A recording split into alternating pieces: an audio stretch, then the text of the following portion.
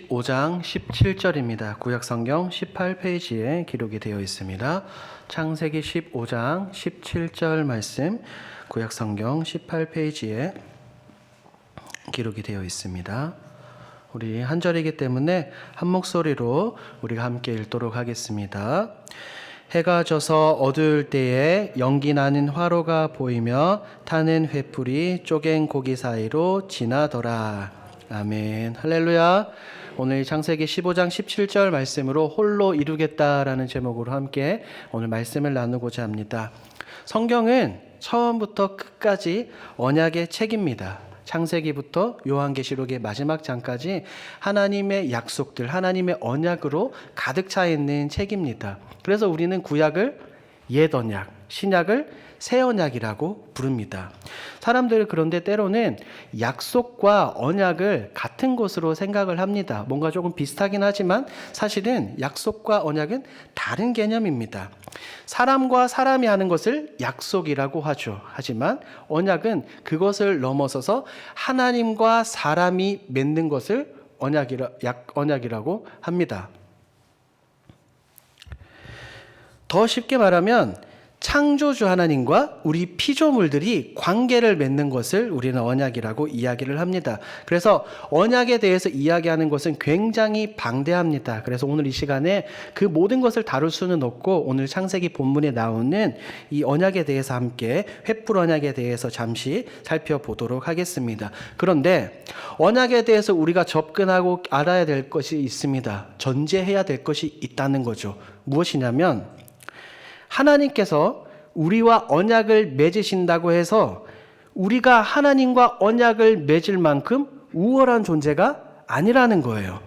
우리는 하나님과 감히 언약을 맺을 수도 없는 존재입니다. 하나님과 동등한 존재가 아니라는 거예요. 또한 하나님께서 우리 창조주께서 피조물과 언약을 맺으실 만큼 무언가 부족하거나 연약함이 있다라고 우리는 생각해서는 안 됩니다. 하나님은 언약을 맺으실 필요가 없음에도 불구하고 우리를 불러주시고 우리와 언약을 해주시는 은혜의 하나님이라는 사실을 우리가 기억을 하고 성경을 바라봐야 합니다. 우리에게 은혜를 베풀어 주신 하나님의 모습을 아브라함, 오늘 본문에 등장하는 이 아브라함을 통해서 함께 살펴보며 은혜를 나누고자 합니다. 먼저 아브라함을 불러주신 창세기 12장을 우리가 머릿속에 한번 떠올려 보면 좋겠습니다. 하나님께서는 아브라함을 불러주셨죠. 너는 너의 고향과 친척과 아비의 집을 떠나라 라고 말씀하시면서 그에게 세 가지를 약속해 주십니다.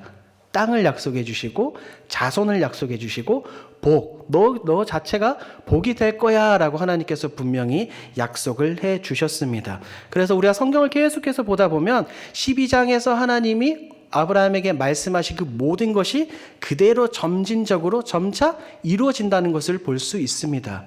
그런데 13장부터 12장부터 성경을 읽다 보면 왠지 하나님께서 말씀하신 그 언약과 약속의 말씀과 아브라함의 삶은 뭔가 어긋나 보입니다. 왜 그럴까요? 12장 후반부에서는 바로에게 사라를 뺏길 뻔합니다. 그리고 그 앞에서는 사라가 임신하지 못하죠. 14장에서는 그의 조카 롯과 헤어집니다. 그리고 14장 후반에서는 롯이 잡혀가고 아브라함이 연합군과 싸워서 승리하는 모습을 우리는 성경을 통해서 살펴볼 수 있습니다. 하나님께서 계속해서 그를 도와주는 상황입니다. 이 정도면 아브라함은 하나님을 절대적으로 신뢰해야 될까요? 신뢰하지 말아야 될까요? 신뢰해야 됩니다. 그를 인도해 주시고 그에게 많은 것들을 허락해 주시고 싸워서 승리할 수 있게 허락해 주신 하나님을 믿고 따르고 의지하는 모습을 보여야 되는데 아브라함은 그런 모습을 보여주지 않습니다. 창세기 15장 1절 말씀을 우리가 함께 보도록 하겠습니다. 창세기 15장 1절입니다. 함께 읽습니다. 시작. 이후에 여호와의 말씀이 환상 중에 아브라함에게 임하여 이르시되 아브라함아 두려워하지 말라. 나는 내 방패요 너의 지극히 큰 상급이니라. 하나님은 아브라함을 향해서 이렇게 말씀하시죠. 아브라함아 내가 너의 큰 상급이다 라고 말씀하십니다. 만약에 입장을 바꿔서 하나님께서 여러분에게 찾아오셔서 누구누구야, 민기야, 내가 너의 큰 상급이다 라고 하나님께서 말씀하시면 여러분은 어떻겠습니까? 너무나 좋지 않을까요? 아니, 하나님께서, 창조주 하나님께서 나의 방패가 되시고 나의 큰 상급이라니 너무나 좋아라고 저는 반응을 할 겁니다. 그런데 놀랍게도 아브라함은 그런 반응을 보이지 않습니다. 아브라함의 반응이 별로입니다. 우리 함께 15장 2절 말씀을 읽을 텐데, 2절 말씀을 읽을 텐데 이 아브라함이 하나님께 대답하는 그 느낌, 그 뉘앙스를 잘 생각하시면서 2절 말씀을 한번 읽어보십시오. 2절 함께 읽습니다. 아브라함이 이르되 주 여호와여 무엇을 내게 주시려 하나이까? 나는 자식이 없사오니 나의 상속자는 이 다메섹 사람 엘리에셀이니이다. 아브라함은 말합니다. 1절에서 하나님이 내가 너의 큰 상급이야 라고 이야기하니까 2절에서 아브라함은 하나님, 도대체 나에게 무엇을 주시려고 하는 겁니까? 라고 오히려 하나님께 질문을 합니다. 2절에서 살펴볼 수 있는 것처럼 지금 아브라함에게 있어서 가장 큰 상급은 뭐죠? 하나님이 아니에요. 그에게 있어서, 아브라함에게 있어서 가장 큰 상급은 하나님이 아니라 자식입니다. 나한테는 땅도 있고 나한테는 재산도 있고 나한테는 종들이 많고 굉장히 부유하게 살지만 딱 하나가 없습니다. 바로 자식이 없다라고 하나님께 투정 부리고 있습니다. 3절 말씀도 함께 보도록 하겠습니다. 3절 함께 읽습니다. 시작. 아브라함이 또 이르되 주께서 내게 씨를 주지 아니하셨으니 내 집에서 길린 자가 내 상속자가 될 것이니이다. 자식이 없는 이유를 누구의 탓으로 돌리죠? 하나님에게. 주께서 내게 씨를 주지 아니하셨으니 내 집에서 길린 자가 내 상속자가 될 것이다 라고 오히려 3절에서 아브라함은 하나님께 그 모든 핑계, 탓을 돌리고 있습니다. 하나님이 그의 가장 큰 상급이 아니라 자식, 자녀, 내 씨가 나의 가장 큰 상급이라는 거예요. 이 모습을 보고 우리는 이렇게 말할 수 있죠. 주객이 전도되었다. 하나님이 더 중요한 것이 아니라 하나님보다 더 다른 것이 더 중요하다라고 우리는 이야기할 수 있습니다. 우리 사랑하는 길동교회 성도 여러분, 우리는 분명히 기억해야 됩니다. 우리는 하나님이 우리의 상급이 되어 주시기 때문에 우리가 복도 얻고 자식도 얻고 재물도 얻는 줄 믿습니다. 그런데 우리는 계속해서 복의 주체, 복의 근원이신 하나님께 집중하는 것이 아니라 하나님이 가져다 주시는 기타 부속물들에 관심이 너무나 가져 있는 거예요. 하엘이가 붕어빵을 굉장히 좋아합니다. 그래서 제가 붕어빵을 사들고 집에 들어가면 하엘이는 아빠 하고 달려나오면서 제 손에 들려있는 붕어빵을 보죠. 그리고는 저를 더 반길까요? 붕어빵을 더 반길까요? 붕어빵을 더 반깁니다. 하엘이는 생각하지 못하는 거예요. 붕어빵에만 집중을 하고 아빠를 더 사랑한다고 좋아한다고 이야기하면 붕어빵을 맨날 사다 줄 수 있는데 지금 단지 눈앞에 있는 그 부속물 붕어빵에만 집중하고 있습니다. 지금 본문에 등장하는 아브라함의 모습이 그렇다는 거예요. 마찬가지입니다. 우리도 신앙생활하면서 복의 근원이고 주체이신 하나님께 집중하기보다 하나님이 주시는 다른 것들에 집중하는 경우가 너무나도 많습니다. 아브라함의 모습이 곧 나의 모습과 같습니다. 이런 아브라함에게 하나님은 책망하지 않으십니다. 그를 혼내지 않으시고 또 다정당한 모습으로 그에게 말씀해 주시죠. 4절과 5절 말씀을 여러분들이 한번 읽어주십시오. 4절과 5절입니다. 함께 읽습니다. 여호와의 말씀이 그에게 임하여 이르시되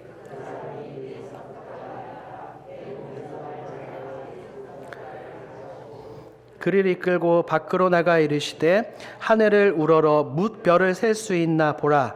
또 그에게 이르시되 내 자손이 이와 같으리라.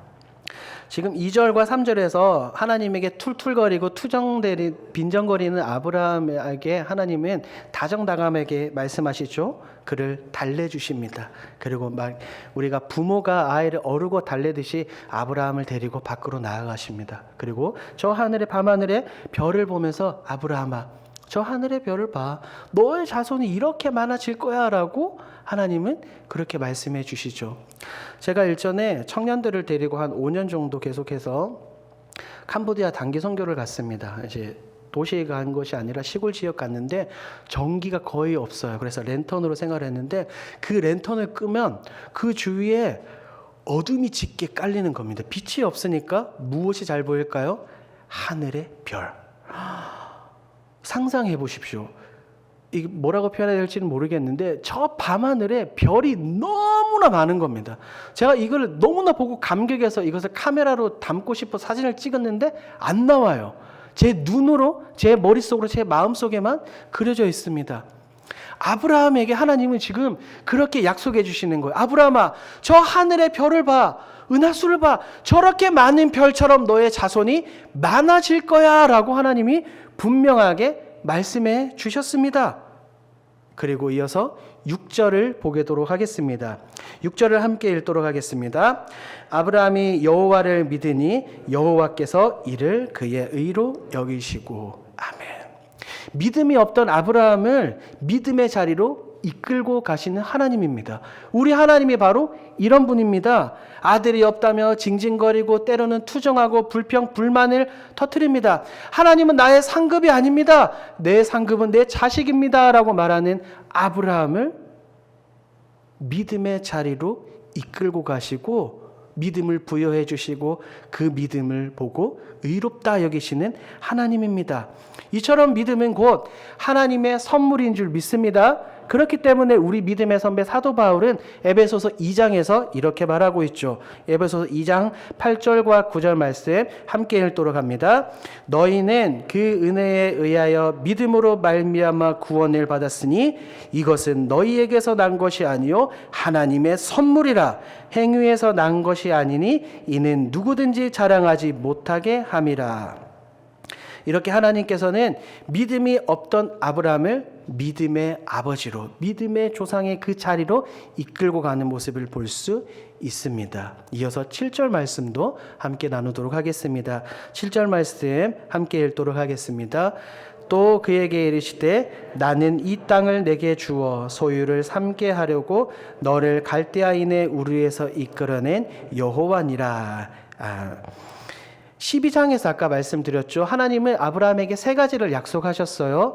땅과 자손과 너가 복 받을 거야. 너는 복의 근원이 될 거야 라고 분명하게 말씀하셨습니다. 앞서 읽었던 4절과 5절에서 하나님은 자손을 약속해 주셨고 우리가 함께 읽은 7절에서는 땅을 한 번 더 언급해 주시는 모습을 볼 수 있습니다. 그런데 놀랍습니다. 하나님이 지금 땅을 다시 한 번 더 약속해 주셨는데 아브라함의 반응이 너무나 웃깁니다. 8절 말씀, 8절을 함께 읽을 텐데 아브라함의 뉘앙스를, 느낌을 한번 잘 생각해 보면서 읽으면 좋겠습니다. 8절 함께 읽습니다. 시작. 그가 이르되 주 여호와여 내가 이 땅을 소유로 받을 것을 무엇으로 알리까? 하나님은 분명하게 말씀해 주셨잖아요. 저 땅이 너의 땅이 될 거야. 그런데 지금 8절에 보니까 하나님, 내가 이 땅을 소유로 받을 것을 내가 무엇으로 할 수 있습니까? 쉽게 말하면, 날 것으로 이야기하면 하나님, 나에게 증거를 주세요. 내가 알 수 있도록, 내가 진짜 믿을 수 있도록 나에게 계약서를 써주세요라고, 그것을 보여주세요라고 하나님께 이야기하고 있는 아브라함의 모습입니다. 앞서 살펴본 2절과 같이 하나님 내 상급이 아닙니다. 내 상급은 자식입니다. 8절에서도 하나님 내가 어떻게 할 수 있습니까? 보여주세요라고 지금 아브라함이 이야기하고 있죠. 대단합니다. 너무나도 대단하지 않습니까? 계속해서 전능하신 하나님 앞에서 어린아이처럼 징징거리고 떼를 쓰고 투정거리는 아브라함의 모습을 볼 수 있습니다. 여기서 우리가 입장을 뒤바꿔서 한번 생각해 봅시다. 만약에 여러분이 하나님이라면 이렇게 계속 징징거리는 아브라함을 보고 어떤 생각이 드시겠습니까?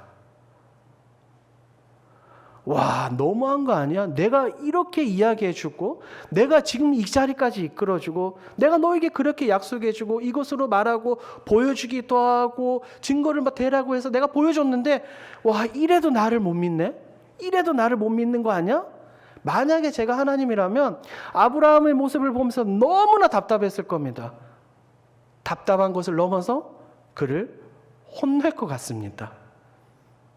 우리의 자녀들에게도 그렇잖아요. 누구누구야, 자녀야, 이렇게 하면 돼.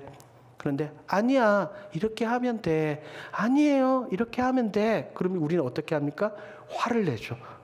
때로는 혼내기도 합니다. 그런데 사랑이 많으신 우리 하나님은 계속해서 징징거리고 투정거리는 아브라함에게 혼내지 않으시고 끝까지 다정다감하게 말씀하시고 그 증거를 보여주십니다. 9절과 10절 말씀, 9절과 10절 말씀도 우리가 함께 읽도록 하겠습니다. 여호와께서 그에게 이르시되 나를 위하여 3년 된 암소와 3년 된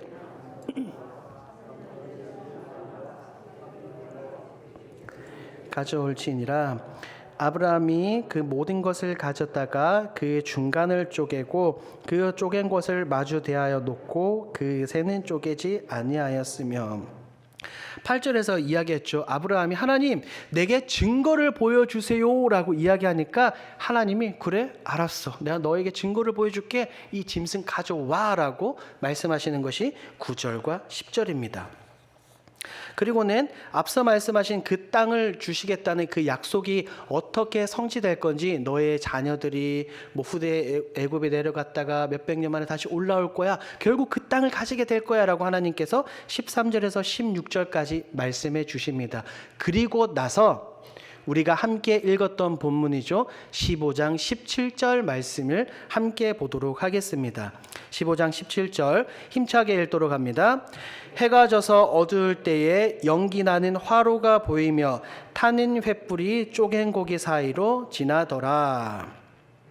하나님은 아브라함에게 말씀하신 그 약속의 말씀이 성취될 것에 대한 징조로 불이 쪼갠 고기 사이로 지나갑니다. 17절 말씀을 우리는 신학적으로 횃불 언약이다라고 우리가 그렇게 이야기를 합니다. 이것은 설교 서두에 말씀을 드린 사람과 사람이 맺는 그 약속을 넘어서서 창조주 하나님과 피조물이 맺는 언약입니다. 이 횃불 언약이 너무나 중요합니다. 왜냐하면 실제로 고대 근동에서 두 사람이 약속을 합니다. 그런데 약속을 할 때 오늘날처럼 우리가 구두 약속을 하거나 새끼손가락을 걸고 약속을 하는 것이 아닙니다. 약속의 그 당사자가 재물을 가지고 옵니다. 동물을 가지고 와서 앞에 놓고 그 동물을 반으로 가릅니다. 그 동물을 반으로 가르면 어떻게 됩니까? 그 안에 있는 피가 터져 나오고 내장이 터져 나오고 각종 오물들, 찌꺼기들이 다 터져 나올 것 아닙니까? 피가 흥건하고 피 비린내가 날 겁니다. 그럴 때 이 약속을 맺는 두 사람이 손을 잡고 그 쪼갠 고기 사이를 그 피, 오물, 그 쓰레기들을 밟고 지나갈 가는 겁니다. 그것이 무엇을 의미하냐면 너와 내가 지금 약속을 맺었잖아. 그런데 이 약속을 너가 어기면 너는 이 짐승처럼 될 거야. 그만큼 이 약속이 너무나 중요하다는 그 의식, 하나의 행위입니다. 그렇기 때문에 고대 근동 지방에서 실제로 이 약속의 행위가 이어졌습니다. 놀라운 것은 여러분, 성경에 나오는 언약이라는 단어가 히브리어로 베리트라는 단어입니다. 그 베리트라는 단어는 자르다, 쪼개다, 죽이다라는 그 의미를 가지고 있습니다. 결국 약속의 개념을 더 넘어서서 더 광범위하고 더 큰 개념인 언약은 다른 것이 아니라 생명을 담보로 맺는 것입니다. 생명을 담보로 하는 매우 엄숙한 약속임을 알 수 있습니다. 그만큼 언약은 굉장히 준엄하고 근엄하고 엄숙하고 위대한 것입니다. 17절 말씀을 우리가 함께 다시 읽도록 하겠습니다. 오늘 본문이죠. 15장 17절 말씀을 우리 함께 다시 읽도록 하겠습니다. 해가 져서 어두울 때에 연기 나는 화로가 보이며 타는 횃불이 쪼갠 고기 사이로 지나더라. 자, 제가 조금 전에 말씀을 드렸는데 쪼갠 고기 사이로 뭐가 지나갑니다. 그런데 뭐가 지나갑니까? 타는 횃불이 지나가요. 타는 횃불. 이것이 바로 신현입니다. 하나님께서 자신을 나타내 보이신 거예요. 하나님의 임재하심을 볼 수 있습니다. 성경을 보면 하나님께서 직접 나타내 보이실 때 다양한 방법으로 나타내 보이시지만 그 중에 가장 대표적인 것이 바로 불로써 임재하여 주시는 겁니다. 출애굽기를 보면 광야에서 모세가 무엇을 만납니까? 불타는 떨기나무를 만납니다. 이스라엘 백성들이 광야에서 구름 기둥과 어떤 기둥을 따라갑니까? 불 기둥을 따라갑니다. 솔로몬이 성전을 봉헌할 때 하늘에서 불이 내려와서 번제물을 불사릅니다. 또한 시내산에서 하나님이 영광스럽게 임재하실 때 불로써 우레로서 임재하셨습니다. 이처럼 불은 하나님이 나타나신, 하나님이 직접 내가 여기 있다라는 것을 보여주는 신현의 한 방편입니다. 지금 아브라함 앞에 있는 쪼갠 고기 사이에 하나님께서 임재하신 겁니다. 그런데 놀라운 것은 좀 이상합니다. 제가 분명히 고대 근동 언약에서 약속을 맺을 때 약속의 당사자가 쪼갠 고기 사이를 지나가야 된다라고 말씀을 드렸는데 17절 말씀을 보니까 아브라함이 있습니까? 없습니까? 없어요. 약속을 맺을 때는 분명히 약속의 당사자가 함께 지나가야 되는데 17절 말씀을 보면 타는 횃불 혼자 쪼갠 고기 사이를 지나갑니다. 그 말은 누가 혼자 거기를 지나갔다는 거예요? 하나님. 아브라함은 그 고기 사이를 지나가지 않고 하나님 혼자 그곳을 지나갔습니다. 이것이 무엇을 의미할까요? 한번 따라해 볼까요? 하나님의 자기선언. 하나님의 자기선언입니다. 이것이 무슨 의미냐면 오늘 말씀의 그 제목처럼 하나님께서 홀로 나 혼자 홀로 이 모든 것을 이뤄가겠다. 내가 너에게 했던 그 약속 내가 이뤄가겠다. 하나님께서 분명하게 아브라함에게 보여주시는 겁니다. 우리 사랑하는 길동의 성도 여러분, 우리 하나님은 이런 하나님이신 줄 믿습니다. 우리에게 다가오셔서 말씀하시죠. 사랑하는 아들아, 사랑하는 딸아, 괜찮아. 너가 부족해도 괜찮고 너가 모자라도 괜찮아. 내가 너의 하나님이 되고 내가 너를 이끌고 갈게.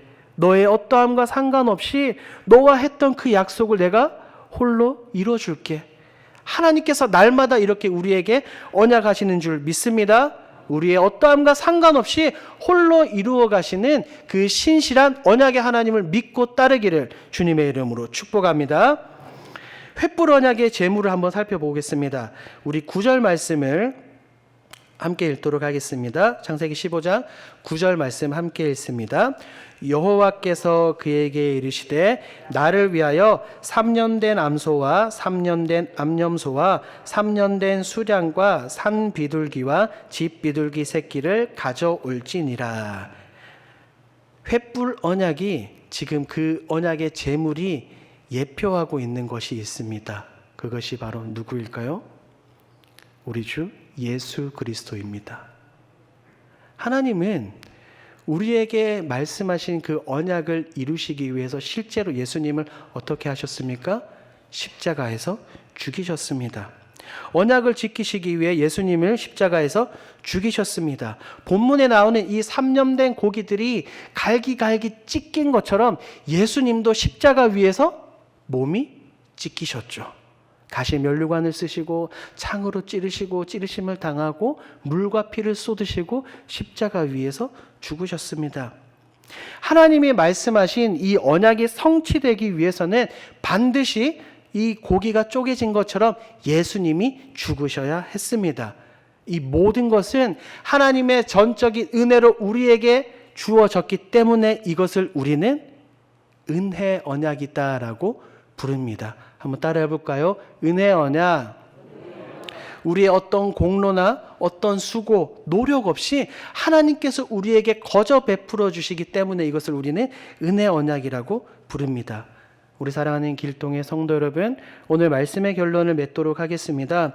오늘 이 15장 17절에 나오는 횃불 언약을 통해서 우리가 기억하고 결단해야 될 것은 두 가지입니다. 첫 번째, 오직 하나님만을 나의 가장 큰 상급이고 나의 가장 큰 방패임을 기억하십시오. 내 가족도 아닙니다. 내 삶도 아닙니다. 나의 어떠함, 내 직장, 물질이 아닙니다. 나의 가장 큰 상급은 오직 하나님이신 줄 믿습니다. 그 무엇도 하나님을 대신할 수 없습니다. 하나님은 나의 최고의 보물이고 최고의 가치이며 최고의 상급입니다. 누구와도 바꿀 수 없는 그 하나님을 신뢰하고 의지하고 나가십시오. 두 번째, 언약하시는 하나님을 기억하십시오. 사람의 약속은 언제든지 깨질 수 있습니다. 하지만 위대하신 창조주 하나님께서 우리 피조물과 맺은 언약은 절대로 깨질 수 없습니다. 어찌됐든 간에 하나님께서 오늘 말씀의 제목처럼 홀로 이루어 가신다는 것을 기억하십시오. 부족한 아브라함에게 믿음을 허락해 주시고 그 믿음을 보시고 의로운 사람이구나, 믿음의 아버지야라고 우리는 부릅니다. 그러니 어찌 하나님을 의지하지 않을 수 있겠습니까? 홀로 신실하게 언약을 이뤄 가시는 그 하나님을 의지하십시오. 이런 하나님을 의지하고 나아가는 사랑하는 길동교회의 모든 성도들이 되길 주님의 이름으로 축복합니다. 아멘. 기도하겠습니다. 하나님 감사합니다. 오늘 말씀을 통하여서 나의 어떠함과 상관없이 홀로 언약을 이뤄 가시는 하나님에 대해서 깨닫게 해주시니 감사합니다. 하나님, 오늘 본문에 나오는 아브라함의 모습이 곧 나의 모습입니다. 너무나도 연약하고 부족하고 모자라지만 그럼에도 불구하고 우리를 사랑해 주시고 우리를 이끌어 주시고 우리에게 말씀해 주시고 언약을 맺어 주시는 그 하나님을 기억하게 하여 주시옵소서. 그래서 하나님을 나의 최고의 상급, 최고의 가치, 나의 최고의 방패를 여기며 나아가는 우리 사랑하는 길동의 모든 성도들이 되어질 수 있도록 주님 역사하여 주시옵소서. 감사드리며 예수님의 이름으로 기도합니다. 아멘. 찬송하겠습니다. 찬송가 304장 우리 믿음으로 찬송하도록 하겠습니다.